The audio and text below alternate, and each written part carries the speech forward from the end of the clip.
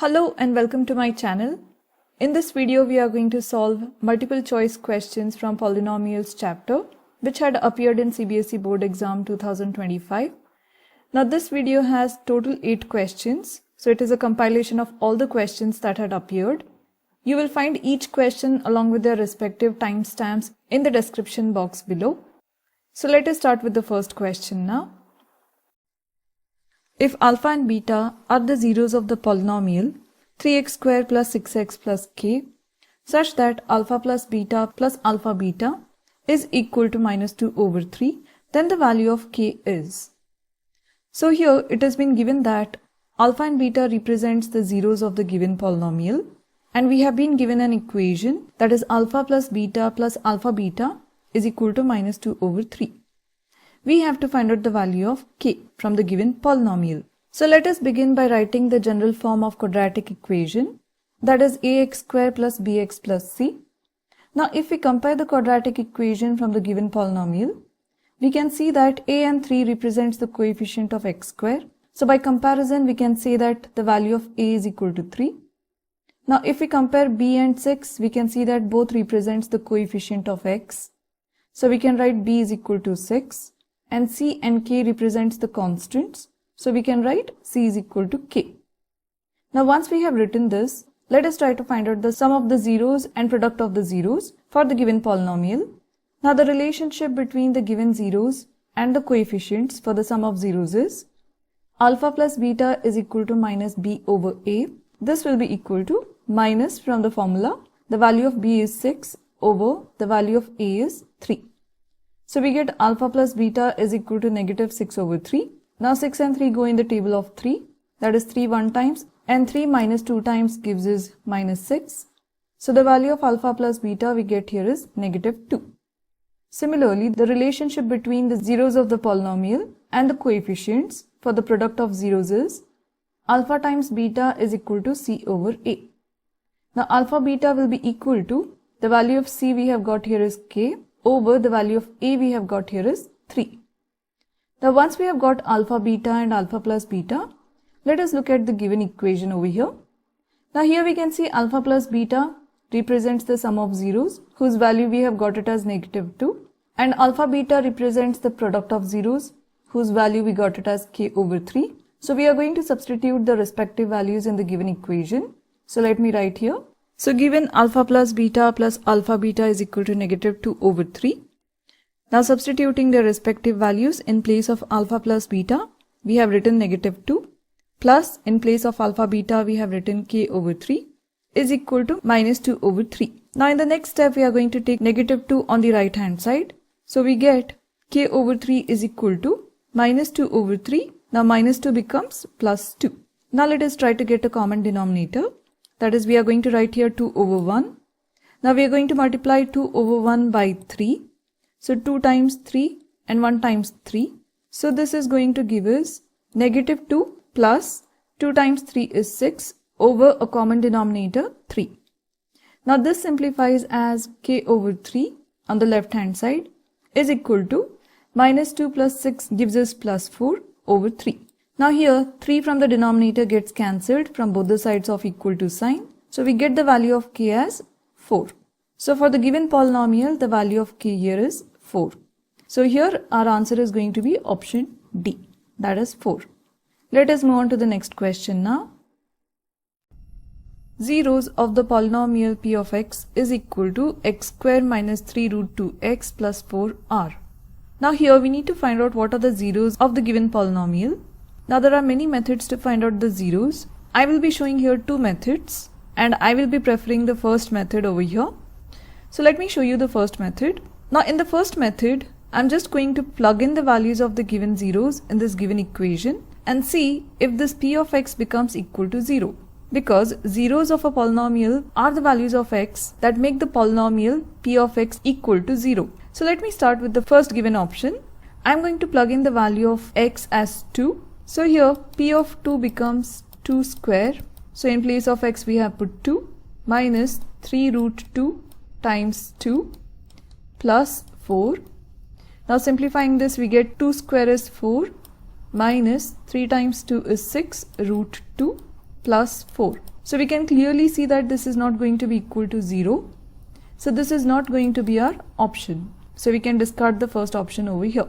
I'm going to do the same thing for option B. So I'm going to choose the easier one out of the two, that is square root of 2. So let's take P of square root of 2. So this will be equal to square root of 2 square minus 3 times square root of 2 times square root of 2 plus 4.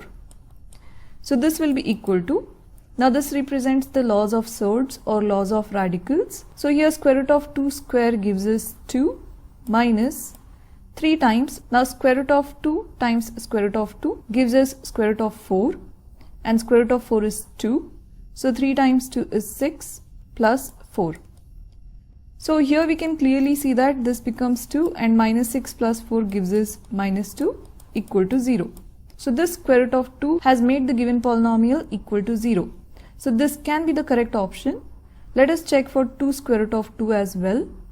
So here we have 2 square root of 2 square in place of x square minus 3 times square root of 2 times, now in place of x again we are going to write 2 square root of 2 plus 4.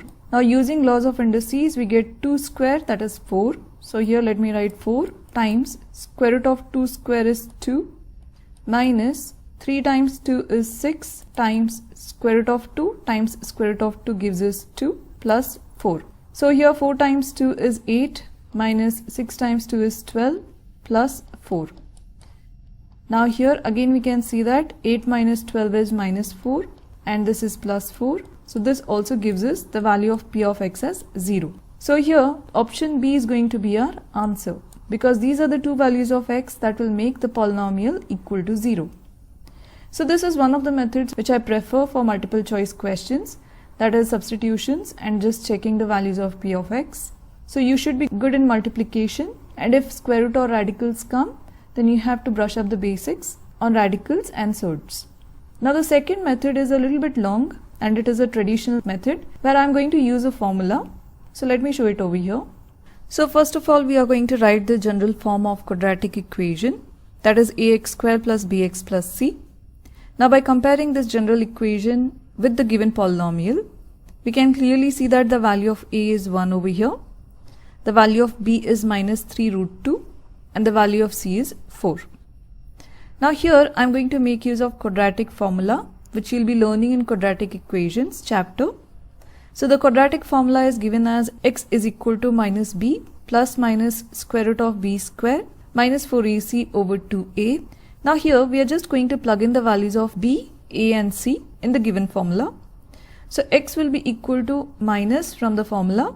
Now in place of b we are going to write minus 3 square root of 2 plus or minus square root of b square becomes minus 3 root 2 the whole square minus 4 times a is 1 times c is 4. Now whole thing is divided by 2 times 1. Now let us simplify this.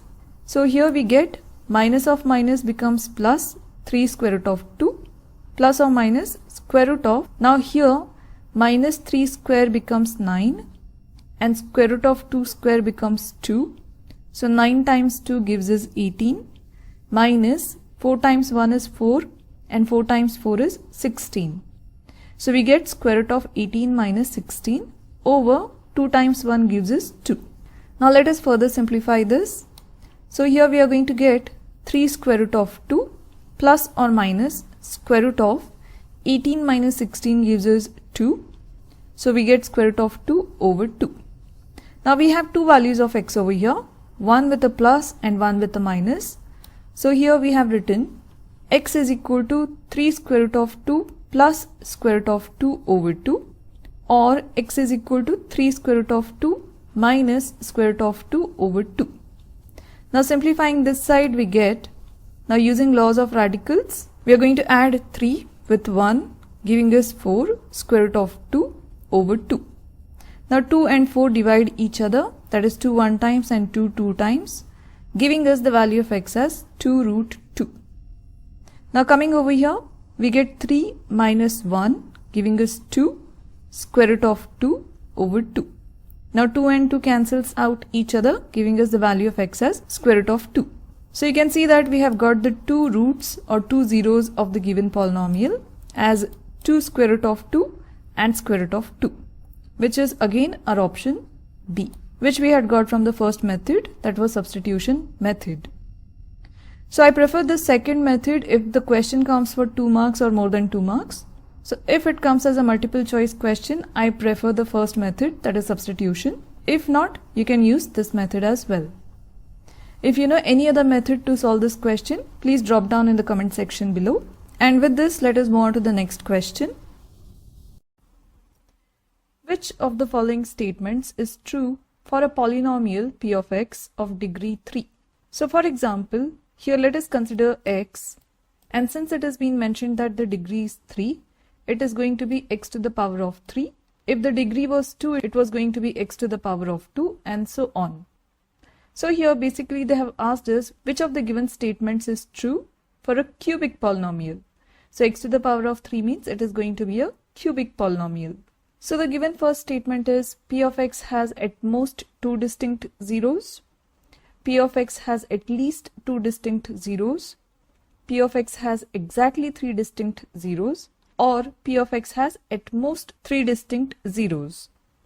Now remember that at most means maximum and at least means minimum. So to understand the statements, let us first see how a cubic polynomial can be represented. Now here I have considered just some of the representations. So all the 3 graphs represents cubic polynomial.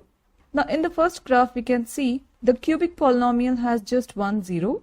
So here we can see the curve cuts the x-axis at only one point. So it has just 1 0. In the second graph we can see a cubic polynomial with 2 zeros because we can see that the curve cuts the x-axis at 2 points. And in the third graph we can see that this also represents a cubic polynomial but with 3 zeros, that is 1, 2 and 3. The curve cuts the x-axis at 3 points.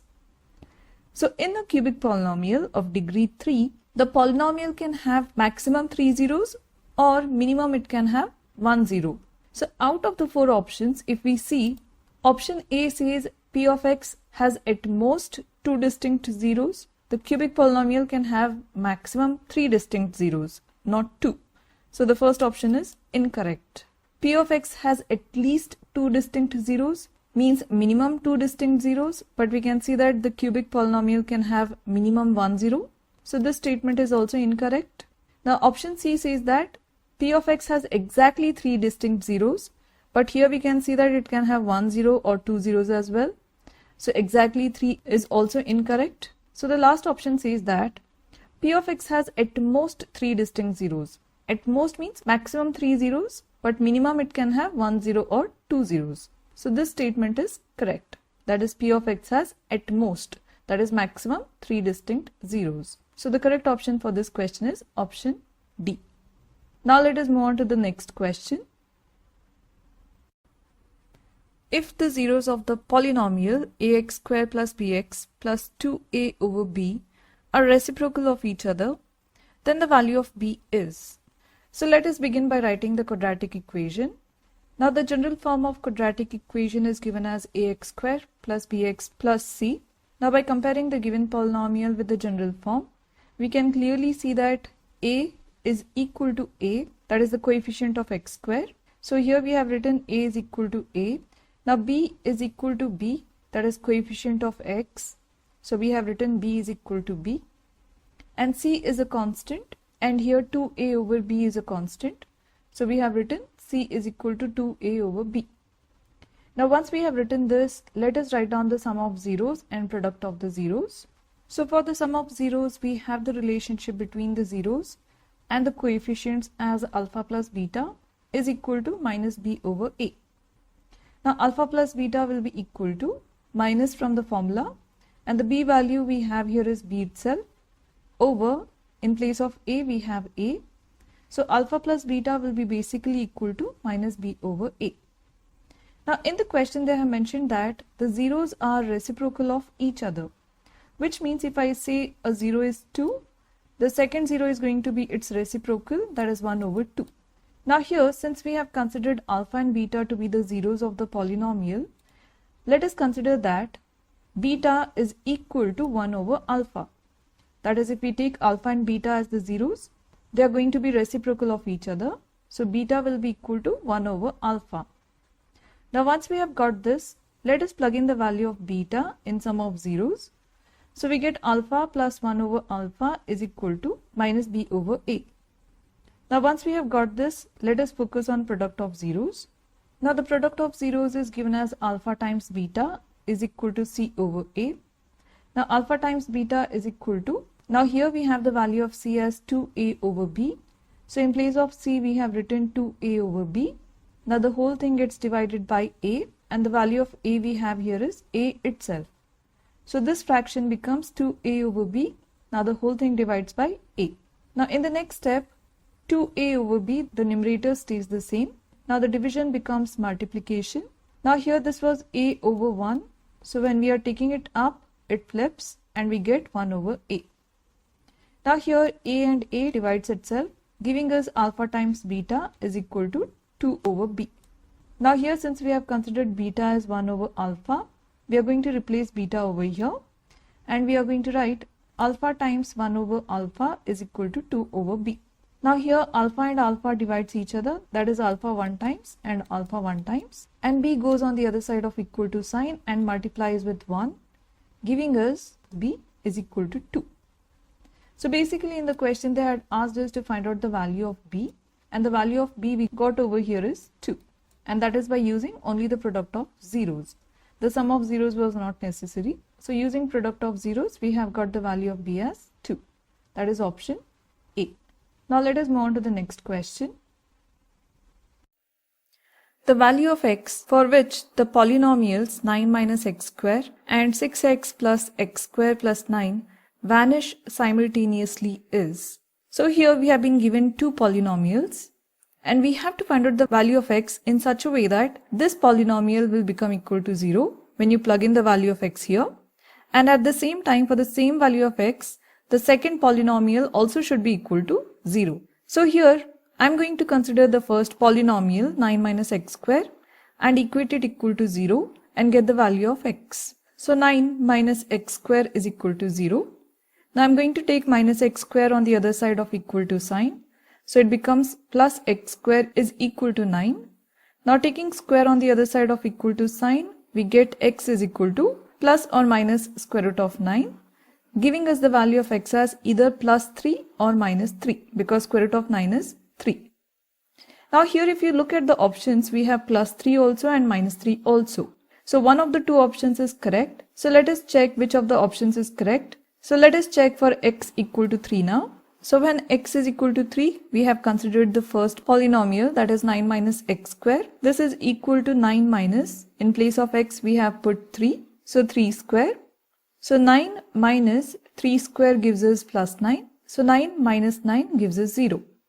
So the value of x equal to plus 3 has made the first polynomial equal to 0. Now let us check for the second polynomial given. So here we have written 6x plus x square plus 9 is equal to 6 times, in place of x we have put 3 plus 3 square plus 9. So this simplifies as 6 times 3 is 18 plus 3 square is 9 plus 9. Now this is not going to be equal to 0. This gives us 36. So x equal to plus 3 gave the first polynomial equal to 0, but it did not vanish the second polynomial. It gave a certain value.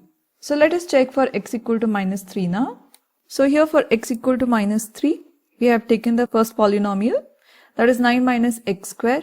So it becomes 9 minus, now in the bracket we have written minus 3 square. So this simplifies as 9 minus, now minus 3 square is minus 3 times minus 3, giving us plus 9. So 9 minus 9 gives us 0.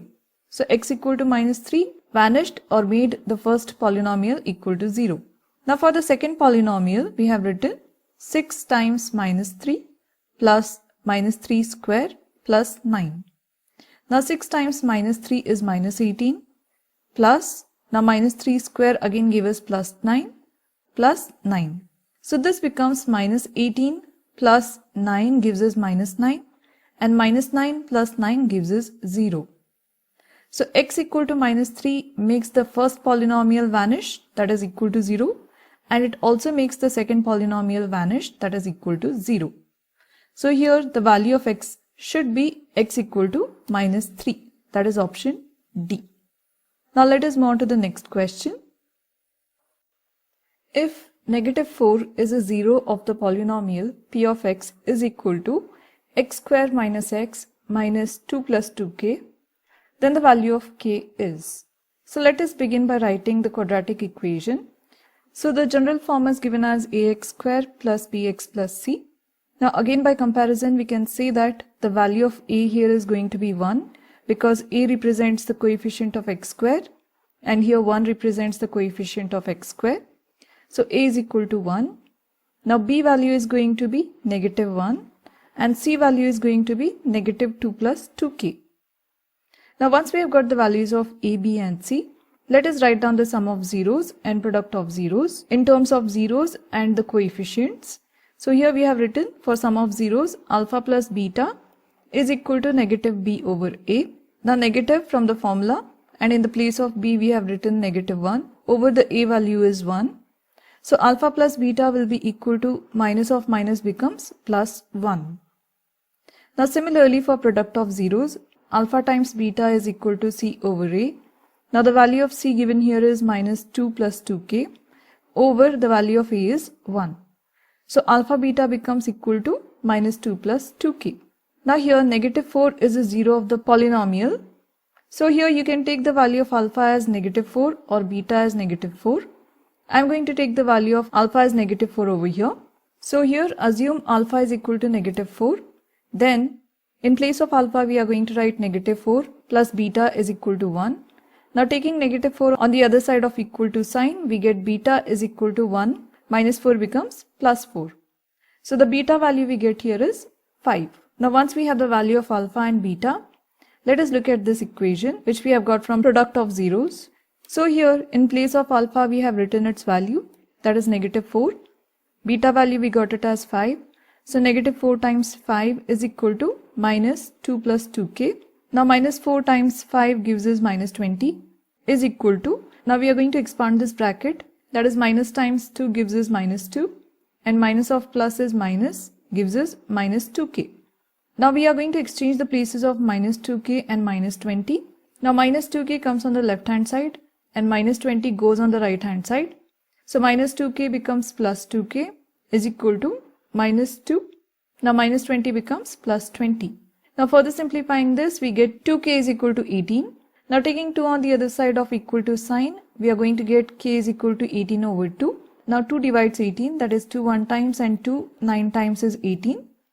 So the value of k here we get is 9. So let us see if it is in the options above. So here the value of k is going to be option B, that is 9. Now let us move on to the next question. Two polynomials are shown in the graph below. The number of distinct zeros of both the polynomials is. So here we can see that two polynomials are given. This n-shaped graph represents one of the polynomials and the u-shaped graph represents the second polynomial. Now we have to find out how many distinct zeros both the polynomials have. And we know that zeros are present on the x-axis, that is where the curve cuts the x-axis. Now if you consider this n-shaped graph, they are going to cut the x-axis at 2 points, that is this is the first point and this is the second point. And if you look at the u-shaped graph, the same graph also cuts the x-axis at 2 distinct points. This is 1 and this is 2. So the number of distinct zeros of both the polynomials is going to be 2 because the graphs cut the x-axis at 2 distinct points. Now moving on to the last question. If alpha and beta are the zeros of the polynomial p of x is equal to x square minus ax minus b, then the value of alpha plus alpha beta is equal to. Now this is very similar to the questions we have done so far. So if you want, you can pause the video and give it a try.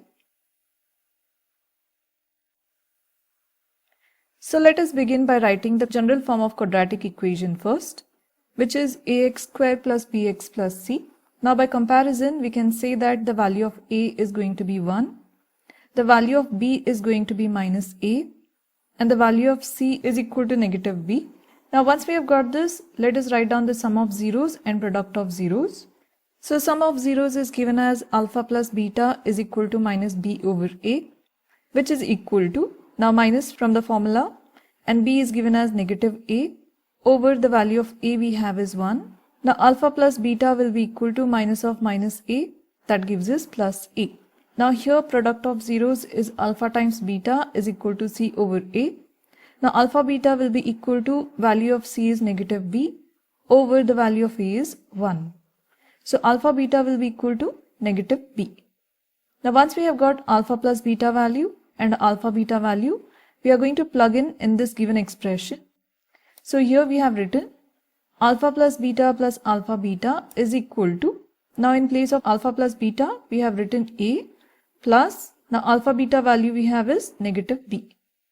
So simplifying this we get a plus of minus gives us minus b. So the value of this given expression is a minus b, which is our option C, that is a minus b. So this was the last question from section A of polynomials from CBSE Board Exam 2025 question papers. Now if I have missed out any of the questions, I'll be adding them later to the playlist. And I hope you have understood all the steps and liked the video. And if you found this video useful, then check out this playlist where you'll find more examples of this kind. And if you're liking my videos, like, share and subscribe to my channel, and thank you for watching.